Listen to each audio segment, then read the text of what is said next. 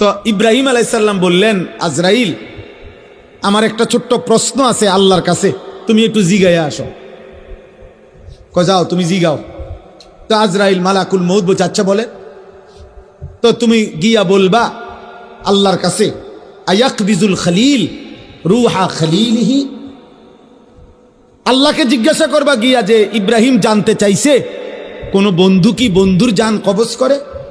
বন্ধু বুঝি বন্ধুরে মাইরে লাগে? আমি না আপনার বন্ধু? ইব্রাহিম আলাইসাল্লাম কার বন্ধু? কথা বলে না, আল্লাহর বন্ধু কিনা? তো ইব্রাহিম আলাইসাল্লাম বলতেছে, যাও গিয়া জিগাও কি বন্ধু এটা, বন্ধু বন্ধুরে মারতে কয়? বন্ধু বুঝি বন্ধুর জান কবজ করে?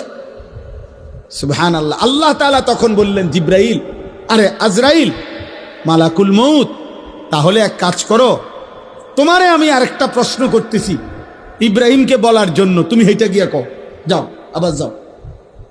তো মালাকুল মউত এসে এবার ইব্রাহিম আলাইহিস সালামকে বললেন, আপনার কথার জবাবে আল্লাহ তাআলাও একটা প্রশ্ন করছেন, আপনি হেইটার উত্তর দেন। তো বলছে কি?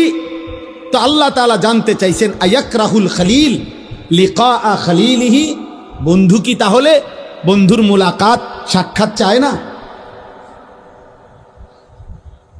বন্ধু কি বন্ধুর সাক্ষাৎ পছন্দ করে না? তাইলে ইব্রাহিম আলাইহিস সালাম বুঝছে, হায় হায়, এ তো মারা না, এ তো বন্ধুর মুলাকাত, এ তো মৃত্যু না রে, এ তো আমার সেই মালিকের মুলাকাত।